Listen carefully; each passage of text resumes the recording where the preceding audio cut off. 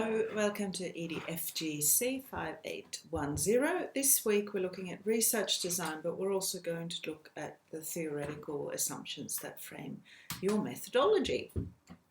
So my learning intention for you today is that you understand the concept of methodology and design. That you reflect on the theoretical assumptions that frame your research, and you've probably done that to some degree already, but we'll continue that work. You should be able to articulate the theoretical assumptions that frame your research, because you will use that in the methodology section for your next assignment. And I want you to have a go at matching descriptions of various design elements and considerations with 4 types of designs. But first, a little recap. In essence, the kind of 3 research approaches that, frame our approach, really. We've got the qualitative, which is largely driven by descriptions. It's word-driven, so oral and written. It's making the assumption that we're using a subjective approach. It's quite specific to a particular site. On the other hand of the spectrum, you've got the quantitative, which is focused on measuring something. As a researcher, you're seeking to be pretty objective. You're testing a cause and effect relation often in a quantitative approach, or you describe the frequency, the size really of an effect, for example, the degree to which something happens. But as a researcher, you're not really in that whole research process as much. You're trying to stay out of it to a degree, to kind of let the numbers speak for themselves. Then you've got the mixed methods, which is, as the word suggests, a combination of the 2.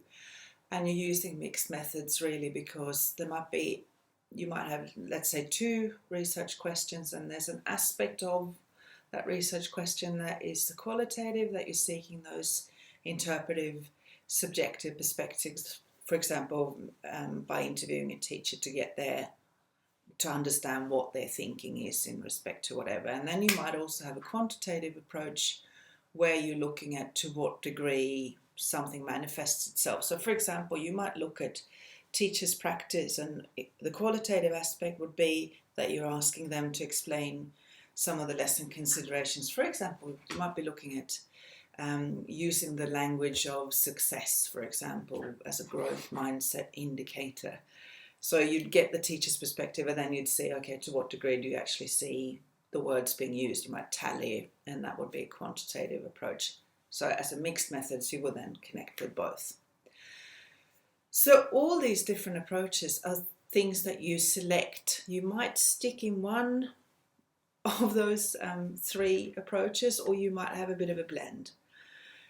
But these approaches then are actually framed by your worldview as a researcher, and I'm going to talk about that shortly because it connects. And in fact, Wilson writes very well about this in chapter 5, I think, about the ontological and epistemological beliefs, which are quite convoluted words and really abstract concepts.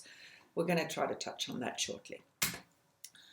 Essentially, what this can kind of be boiled down to is the scientist versus the detective, because they're different things. The scientist measures, seeks to be objective, controls the environment. You've got the girl or lady scientist there with the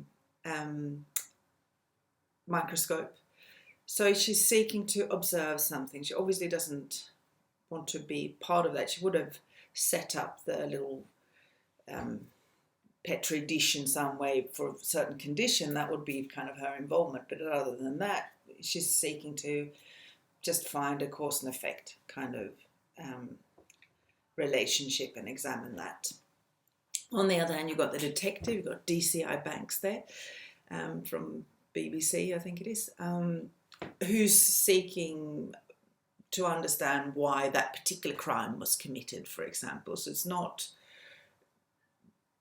that's not seeking to be generalizable in respect to everyone who is under those conditions will commit a crime, but it's he's seeking that subjective understanding of this particular crime that he's solving. Obviously, you're not going to be going solving crimes.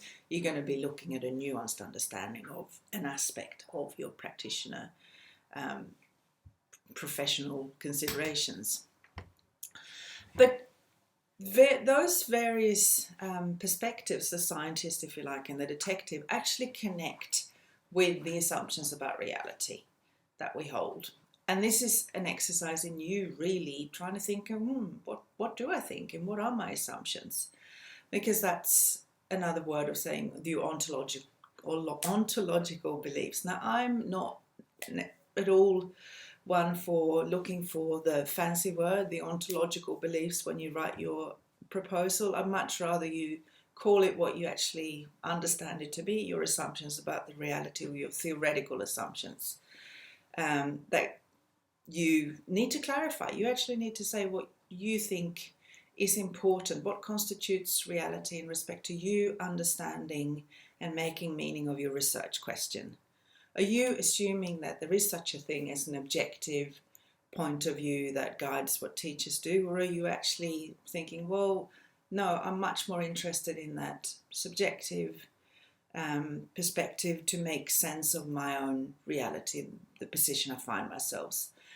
You might connect it to the articulating the very reasons why you're conducting this research in the first place. It's probably you might have anecdotal experiences of someone having said something that really resonated with you, and you thought, yeah, that makes sense. Or you might have observed something occurring during placements that has prompted you to want to investigate that.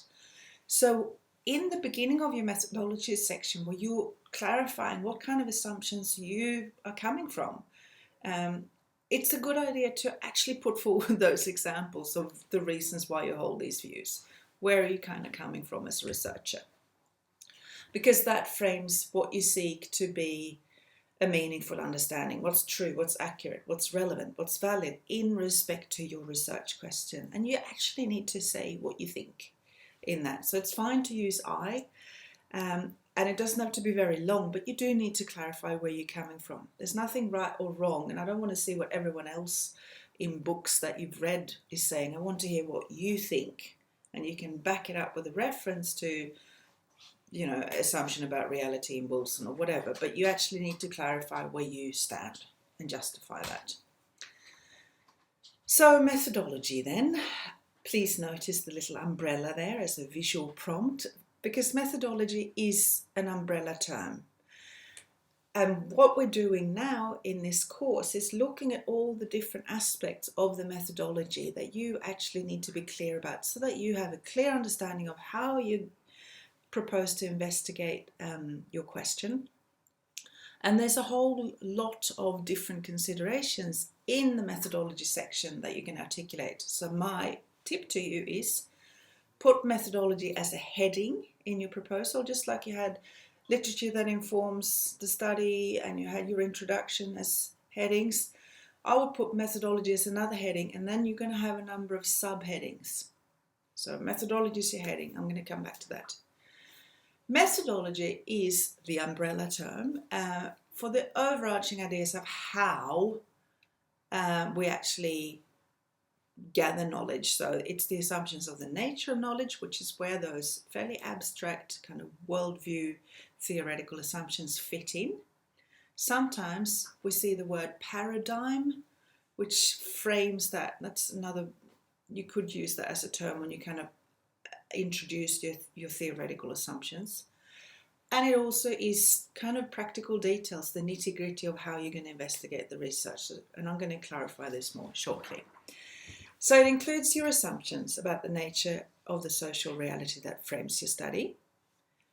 It includes the procedural traditions, because just like when we're talking about qualitative, quantitative, there's a whole host of kind of assumptions and traditions that fit in. So if I'm seeking to do an experiment, I would not put myself hugely in the center and look at a lot of stuff from my own journal, for example, because that would really clash with the idea of the research is seeking to be fairly objective. And just like when you're now reading studies, if you see that you're looking at a case study that's using students' drawings or writing or something like that, you actually make some assumptions of what you kind of expect to find, and that fits in with your understanding of the procedural traditions that guide how we do research. And sometimes we might break those rules a little bit, and that's fine, as long as we clarify why. And that's the key message I want you to take away from this. When we're looking at putting forward our proposal, we're really actually explaining the reasons why, how each of these considerations actually help us answer our research question. So from that fairly abstract part of your assumptions about, or theoretical assumptions, and your procedural approach, if you like, again, those two don't have to be very long, but you need to articulate them. We then get into a kind of a more hands-on approach almost in respect to the design, which is the framework that guides our inquiry, and then the methods that we collect data, sample, analyze, etc. And I will clarify this more shortly. Now, Creswell writes quite well, and he's a mixed methods researcher, so he actually by default sits in the pragmatic paradigm, which is, as I said, mixed methods. He talks about worldviews as part of theoretical perspectives, and I just wanted to share this with you because I thought you might find it helpful. Again, this is a way for you to consider some of the things that frame your aim, or the values, if you like, that fit in where you're coming from in respect to both ontology and to some degree also epistemology. In all likelihood, you're probably sitting in the constructivist kind of worldview, where you're seeking an understanding, you're seeking participants' meaning, whether they're students or teachers. You understand that that fits in a social context, and you're generating theory, you're generating understandings rather than seek to really test something, which would be a post-positivistic approach, where you're seeking to be objective. You're trying something and you're looking at verifying theories. I've said it's that deductive approach.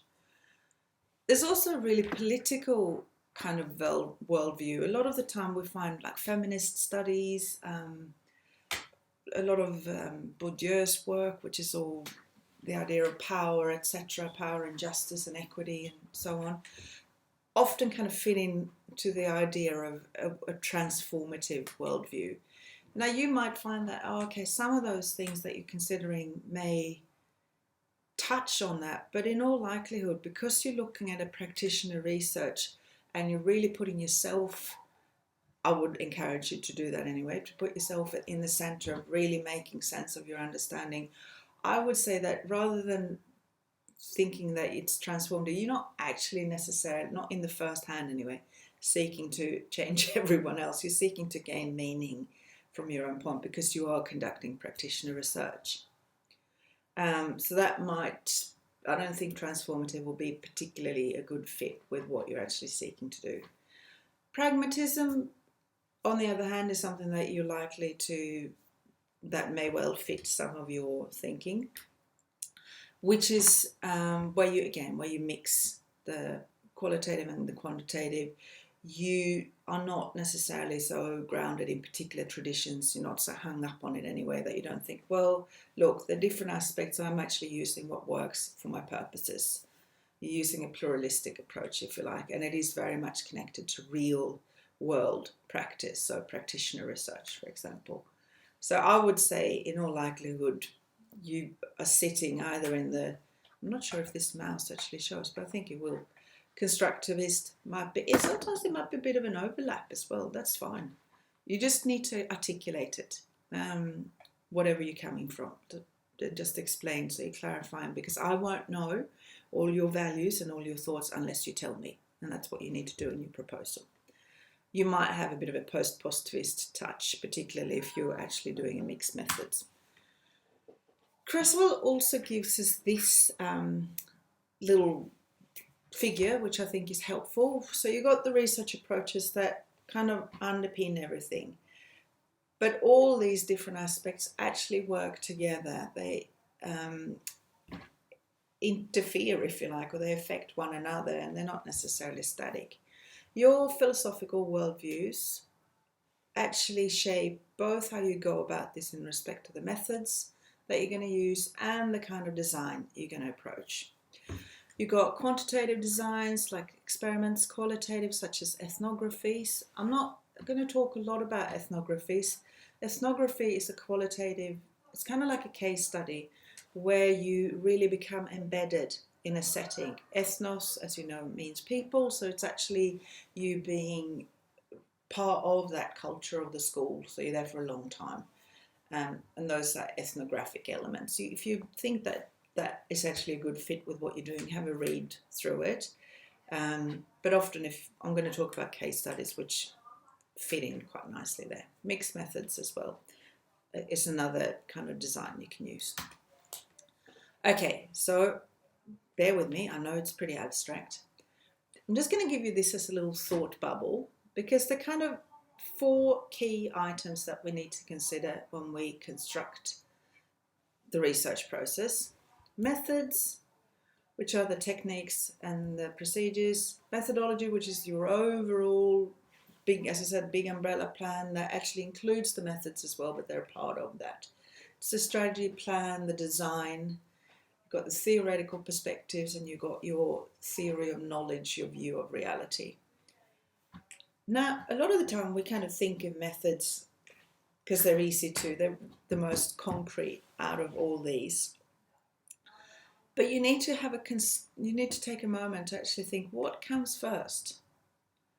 I just want to leave it as a thought bubble. When you're clarifying this in your proposal in the methodology section, because you will include all these parts, have a think about what makes sense that you clarify first. And I would say it's probably a good idea to talk about either number 3 or 4, so either the theoretical perspectives or epistemology or ontology before you get into and kind of narrow it down a bit like a funnel. Which is where the babushka dolls come in, because I kind of want you to think of your methodology section as a giant babushka doll. And when you write up your proposal, I would say use methodology as your big heading, as I said, and then use subheadings. And that's why I put these in bold. I've even kind of indented it as a way for you to see, yeah, that might be a way of clarifying it. And if you look at the examples on Moodle, you will see that these are parts of those proposals as well. So you got your methodology, which is the big heading, and all these, just like the babushka dolls, all these little dolls are part of the big babushka methodology doll. You got your theoretical assumptions, which I've spoken about. Then you got what we're starting to look at shortly, the design, which is the framework that guides your methods for sampling, which is going to be another subheading. It doesn't really matter which order, if you want to do methods to collect data or sampling first, or if you want to do I think it's, in a way, it's probably easier to kind of go sampling and then collect data. It's up to you. It doesn't really matter. You need to have analyze data last, though. So methods for sampling, methods to collect data, methods to analyze data. And that's where you're justifying what you are doing. Now, please don't give chunks of research texts of a case study is this, da da da da da. I don't want to know. I want you to tell me what you're doing, and then you can label it. So you can say, my research is looking at Year 6 students' understanding of writing, and I'm going to interview teachers. I'm using the design of a case study for these purposes because it helps me answer my questions. So that you're actually explaining what you're doing, and you're showing that you know what a design is by actually applying it, rather than give me kind of a dictionary definition. Okay, so research design is the framework that provides, how we go about collecting and analyzing our data. Methods, which is the smallest of those babushka dolls, is just the technique for collecting data. Your choice of methods reflect your decisions about the type of instruments, i.e. questionnaires, surveys, interview schedules, whatever. and techniques that you use to collect the data, that you need to investigate your research question. And actually, let me just go back the slide. For each and every one of these considerations, you constantly should come back to how it helps you answer your research question. You might feel a bit like a broken record when you do it, but you need to, that's what you're constantly coming back to. Okay, so that's like a business thing. You can see exactly how it matches up, and it makes sense that, oh, okay, you're going to sample it that way because that helps you answer your research question in those manners. Fine. Okay. So we've spoken about this, so I'm not actually going to dwell on this. You might fit in that kind of explanatory, inductive research part. Worldview, paradigm, similar thing. Paradigm is that it's kind of another umbrella term that relates to both the ontology and the epistemology. Or you might be deductive, descriptive, looking at to what degree something is going on. Idea of cause and effect and patterns of association. Then we're getting into the design. You will be conducting practitioner research. It makes sense that you say that when you're clarifying your design. But you then will also kind of clarify what type of approach you're going to do. I've put up 4 pretty common and pretty straightforward different designs, and they are quite related, as you would have seen when you look at the quiz. And I actually want you to do the quiz before I go through all the slides. I'm talking about cross-sectional research, which is, it can actually be used both in deductive and in interpretive or inductive research, but it's looking at a lot of cases. It might be lots of students across a section or across a school, and you're looking at a number of different variables. My own research was looking at students in years 2, 4 and 6 as part of a writing project, and I had, across the experiments, I had students in each of those grade levels. There was one class that just the teacher decided what the kids were going to write, and then in the other class, in fact there were 2 classes in each, or 3 classes in each parallel. In the other class, the students had a planning template and they got to choose what type of text they would write, and they did kind of an experiment and had a certain aspect. So I called my research cross-sectional because I had variables in respect to year levels, so years 2, 4 and 6. I had variables in respect to whether the teacher was deciding or whether the students were deciding.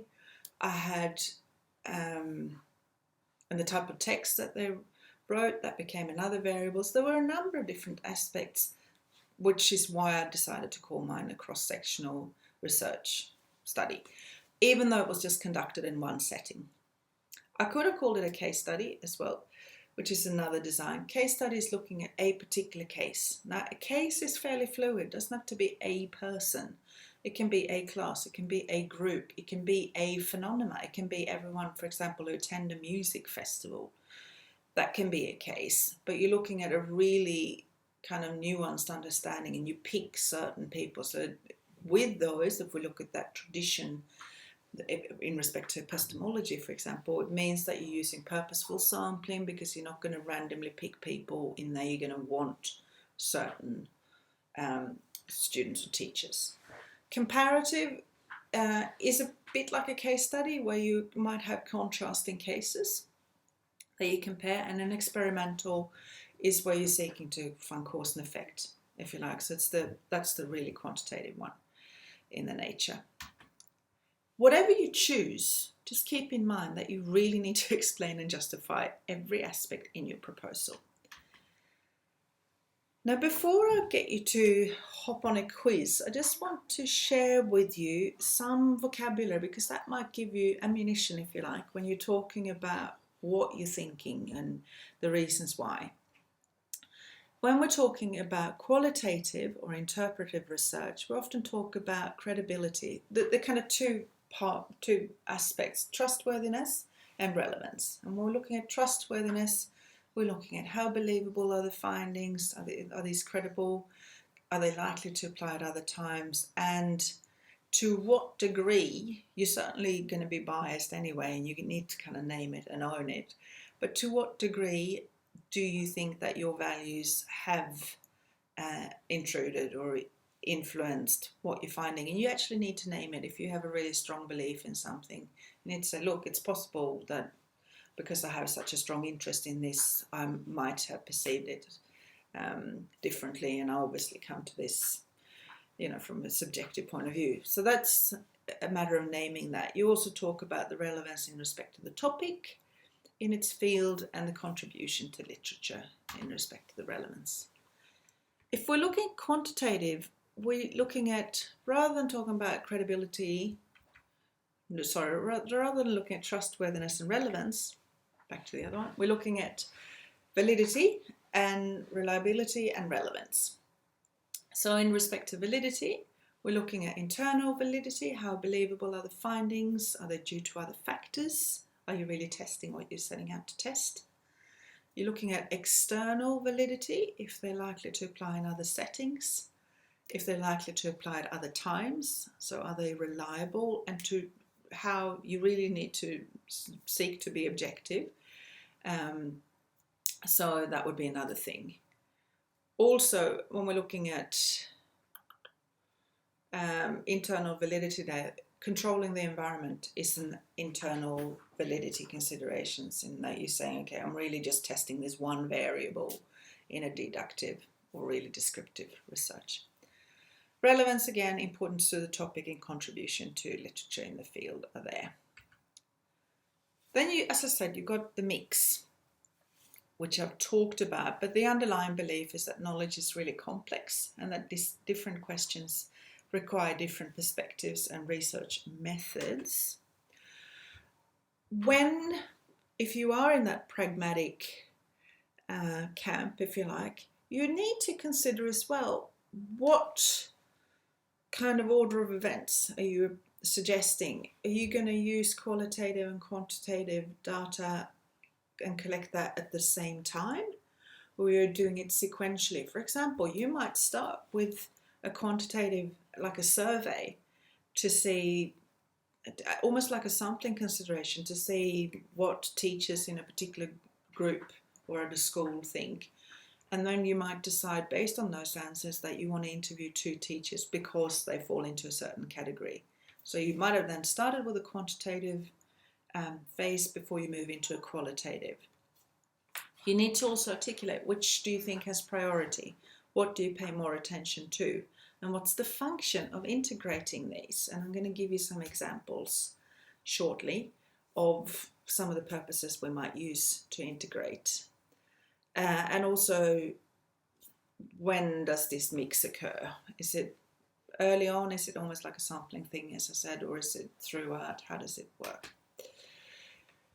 This is an example of a justification from a mixed methods study, where 5 reasons underpinned the decision for these researchers to use mixed methods. In fact, one, it's me and my supervisor, but anyway, it doesn't matter. So the first was that we wanted to confirm and discover if, which was my practitioner belief, that kids learn better when they play a role in determining how, like using the text type, what kind of text they're going to write in their assessment. That was my belief, having worked as a teacher for a long time, so I wanted to use mixed methods to confirm and discover if that indeed was the case. The second thing was that I wanted to corroborate the participants' accounts, and that was students and teachers, and see, okay, what kind of similarities and differences can I find? And I also wanted to relate that to what I saw in the students' writing samples. So mutual corroboration between the accounts and the writing experiment. I also wanted to seek enhanced data that took in both the perceptions and the reflections of students and teachers, as well as numeric evidence, so very similar there. I was seeking a utility purpose because I wanted to use these findings to develop assessments learning kind of protocols, which I thought would contribute, I still think, actually it will contribute to teachers' professional practice And also, the fifth reason for using mixed methods is because qualitative and quantitative research methods have their own strengths and weaknesses. So I wanted to actually offset the weaknesses by drawing on the strengths from both perspectives to get that nuanced and complex understanding. Now, before I go on to designs, I actually want you to rack your brain and have a go.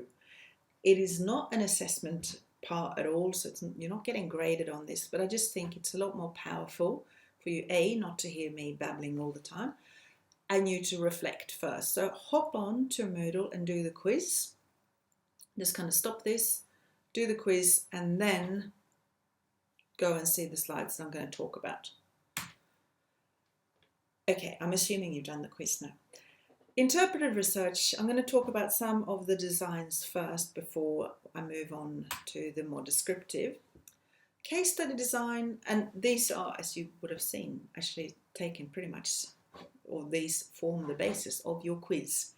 The case study design has a focus on the detail and the intensive analysis, it's like nuance and complex understanding of a particular context. So it's really seeking complexity and the particular nature of the case in question. As I've said previously, it might be a whole community, or a single community I should say. It could be a school, organisation, person, or an event. When we look at case studies, the aim is really to locate the story of a certain aspect of social behaviour. Might be, self-efficacy and teachers' belief in their own ability to solve a task, or students' belief in their own ability to solve a task, and how that then impacts on behaviour and their beliefs, etc., etc. Or it might have to do with how we greet refugees, or whatever it is. That's probably not such a good example, actually, because that's, well, anyway. Mason and Bramble also considered that studies of a case study design are conducted to foster an understanding of how current situations or characteristics are developed for practical reasons. So again, it's a really subjective approach that we're seeking, which is fine. We're looking at critical problems of practice in respect to that, and it really gives you the opportunity to examine a unit in considerable detail, which is why you have really small sample sizes to get that nuance. Otherwise you just lose the focus, and why you use purposeful sampling to get that complex understanding of these particular people. It can include evidence that illustrates more general findings, and it might be part of a bigger study, but anyway, right. So it is a viable means to attain really useful research outcomes. And I particularly like this line in a slide from Mount Helen, that it addresses both the particular phenomenon and the context in which the phenomenon occurs. So this does come with some assumptions. We are working, and these are things that you would probably articulate again in your ontological and epistemological beliefs as part of your kind of clarifying where you stand in your proposal. So you are actually working off the assumption that there are multiple realities and that none of them are more true than others. My perception is not more true than my colleague next door or than your perspective in respect to learning. It's just, we just hold these different views and they're equally valid. A second assumption is that the inquirer must interact with the people, and that inquirer will affect the phenomena that we're studying. So you're not seeking to be objective, as I've said. Which means that you need to clarify your role as a researcher and how you're how you're positioning yourself, what your assumptions are. Often when we write up things like case study, you will see I. You will see the researcher referring to themselves as me and I, or other ways of saying it, but they will definitely own it. They will not seek to talk, they will not be talking about the researcher. They will be talking about themselves. And also what kind of assumption is it making of the person who's reading that study? Well, they kind of want to get to know the people in there, even though we're using pseudonyms, etc., for our participants. It also works off the assumption that knowledge is attempting to, there's also an assumption that knowledge is that the knowledge one is attempting, sorry, I'm reading from this slide and it's not making a lot of sense sometimes, is necessarily focused on particular events. So it is setting and site specific. Okay. When we evaluate case study research, the external validity is weak because the findings are not generalizable. However, and this is really important, that's not the point. The point is that we're seeking to examine the particulars. But we still need to say it. We need to say, this is my point. I'm not seeking to look at this in a generalizable way. They can be extended through longitudinal studies and by using a comparative or by using a comparative designs, which means that you're using the same methods to compare and contrast cases, which segues us nicely to comparative designs, where we use the same methods to compare two or more cases. It can be qualitative or quantitative in a comparative design nature. It doesn't really matter, but you would need to, again, explain what kind of nature you would do and if you're using a comparative design. In respect to my own study, as I said, I used a cross-sectional study, or cross-sectional design. I was considering using a comparative design because I was thinking, well, one group is where the teachers are setting up the writing and deciding on that, and the other group is where the students are. In the end, I thought I won't actually, because I just thought there were too many other things. For me, it seemed like a better fit with cross-sectional. But the idea is that you just explain it while you're calling it, whatever it is you're calling it. Cross-sectional, sometimes called survey design, entails the collection of data from more than one, often a lot more than one, at a single point. I had 256 students involved in my study, so they were a lot more than one. To collect a body of qualitative or quantitative data in connection with two or more variables, often a lot more. And as I said, there were a lot more than two variables in mine, which is why I ended up calling it a cross-sectional design. So there you go.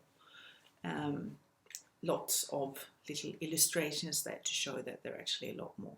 And you could look at the variables there. You might assume that this older, rather stern-looking crazy lady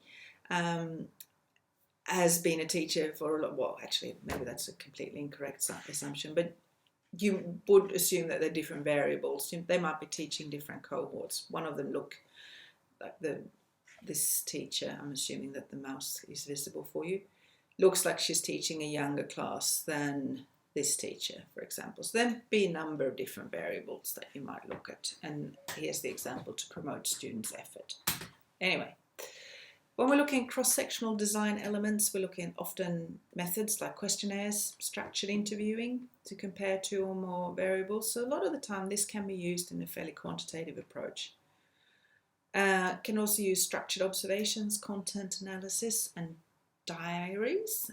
So a lot of these are the methods that you got there are pretty measurable driven if we're looking at a structured interview. If we're looking at a semi-structured interview, you will get a lot more nuance.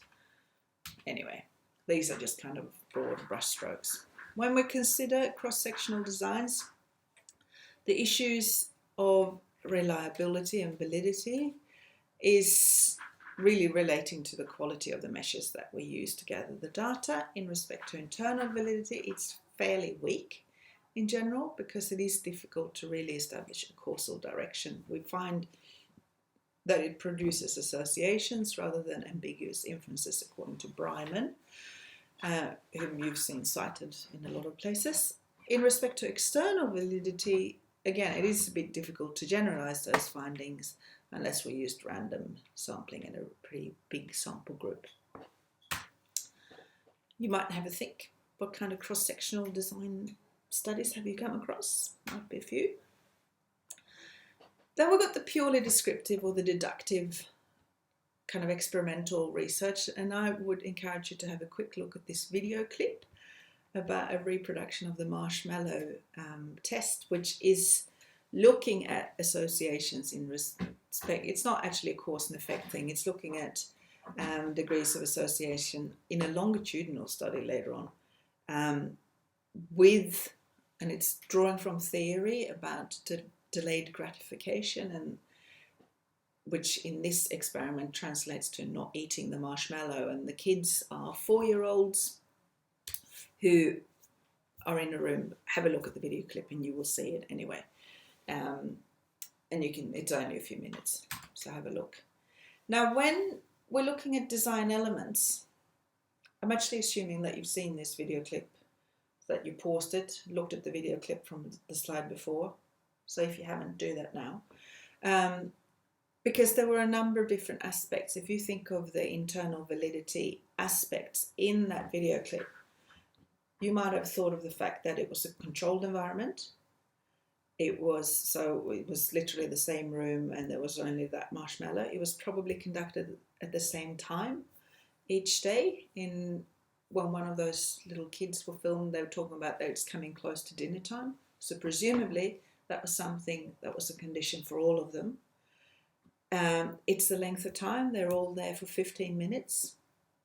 It's the same man who's giving them the instructions.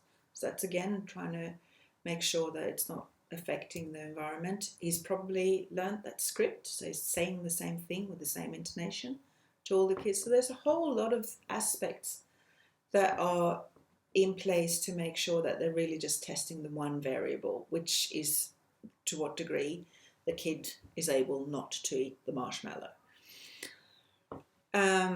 Okay, so when we're looking at experimental design elements, we often have experimental and control groups.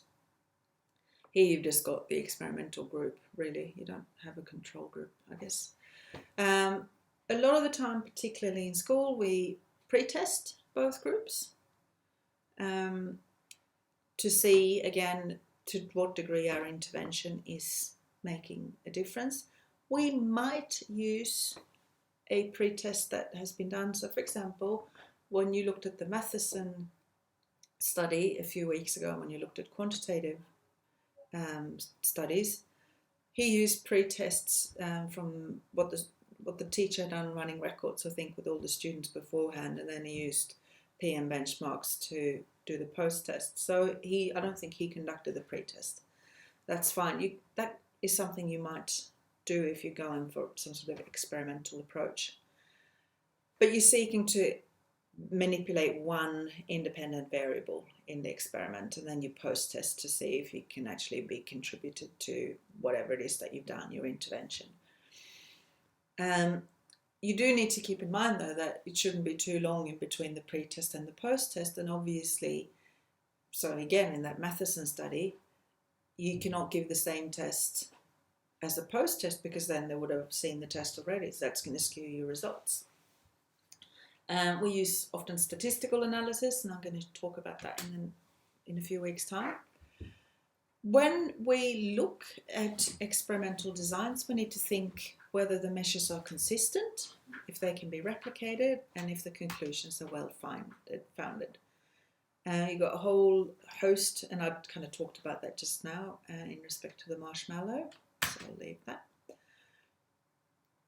Now, both qualitative and quantitative strategies can be used in pretty much all of these research design I've mentioned, but experimentation is really rarely used in qualitative research.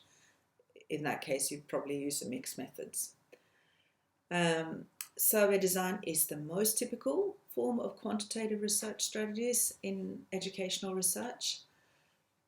If you were to do an experiment, you'd probably, I'll start that sentence again. If you were to do an experiment, you would probably set it up as groups within the classroom where you can observe a particular group when they're doing, I don't know, whatever it is that you're testing. Case studies are the most common qualitative form of qualitative studies. So very briefly, I'm just going to talk about methods for a few minutes and we will revisit this. When you choose your methods, which are again those small babushka dolls to collect and analyze data, you need to think about the pros and cons that you use. And really, for all the methods, think, how is it going to help you answer your research question? Not just going for methods that you happen to be familiar with or that you've read about, but think, how does it help you? You might also think to the studies you cited in your literature review, because they might have used methods that you think are really useful, and that's one of the reasons why you're using them. Alternatively, they might not have used a particular method and you think it would be good to do that. So one of your reasons for doing or choosing one particular method is because it hasn't been done in respect to something you're drawing on. I do like kitchen analogies, and just like, and I do watch my kitchen rules, but anyway, just like when you go in your kitchen and you're going to cook something, you're not just going to randomly go rummage through your drawer and come up with something. You're not going to get a sieve when you're trying to fry an egg, for example. You're actually using tools, particularly depending on what it is you're seeking to do. It's the same thing with methods. You need to pick methods that A, make sense with your research question, and B, you're able to do as part of your minimal risk requirements. So yes, pretty straightforward. I'll just talk through these very briefly. If you're seeking a descriptive, deductive approach, you might have things like observation schedules. I'm going to show you one, I think, shortly. You might use test results. You might use Likert scales and frequencies in a survey. If you're seeking inductive or interpretive approaches, you might use interview transcripts. You might use artifacts like kids' drawings of what they perceive something to be. You might use photos. You might get kids to take a photo to illustrate whatever it is that you're seeking them to investigate, that you're seeking their perception of. Their workbooks, student or teachers, planning documents, learning plans, etc., posters, can be all sorts of things that are artifacts. You can use reflection logs, and that can be your own reflection log of how your thinking is emerging. And that makes sense as well, that you keep. In fact, it's pretty common that we have a log as qualitative researchers. So your reflection log can also be an instrument. I should point out, in my own stuff, when I was looking, and this is the interpretive aspect, I was looking at the teacher's perspective. I used emails a lot. I'd do weekly emails to the teachers and get them to reflect on something. So that kind of became, well, it was an artifact and it became a log, I guess. So it was a way of gathering data that way as well. This is an example of an observation schedule. From two researchers from CSU in Bathurst, Jane Mitchell and Sarah Murray, who were conducting a project in central New South Wales in high schools called Classrooms That Work, where they observed what teachers did, or rather they had research assistants, and I was one of them, to observe what teachers did to promote effort and engagement. And part of that study, which was a mixed methods, we had interviews and we had all sorts of things, was observations that were conducted over a period of a month in year 8 and year 9 rooms. So I would sit as an observer at the back of the room, and for each lesson I would write down the lesson context of what they were doing.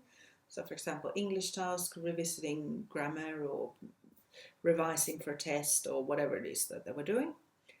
I would then select 3 students. I've only got 2 there because I ran out of space, I think. But I would select 3 students I would focus on, and there would be different students each lesson.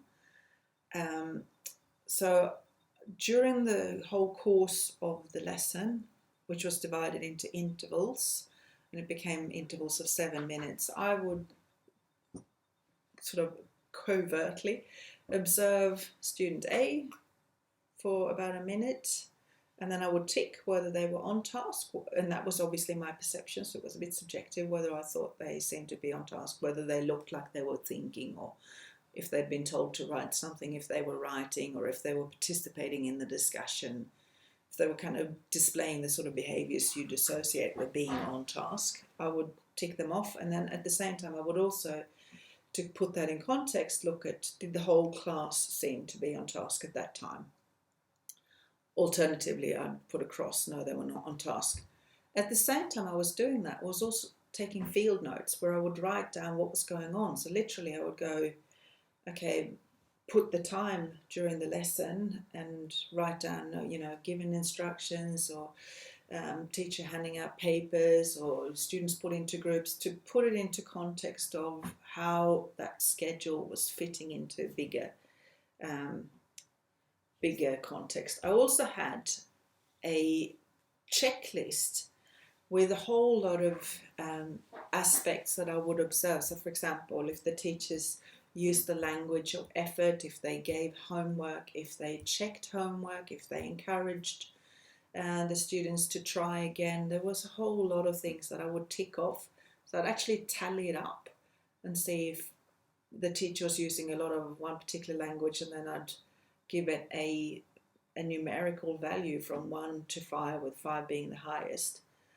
But I'd tally it throughout the lesson, and I would see to what degree. And the idea was then that Jane and Sarah would find patterns of associations. They would say, okay, from the observation, if the kids were on class, they would relate that to the type of overall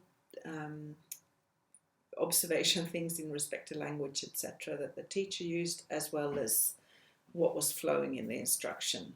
So that's one example of an observation schedule, which was quite elaborate, but I think you get the drift.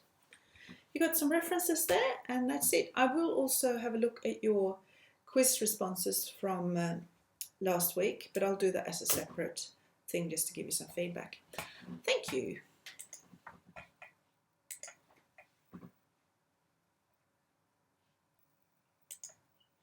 Stop.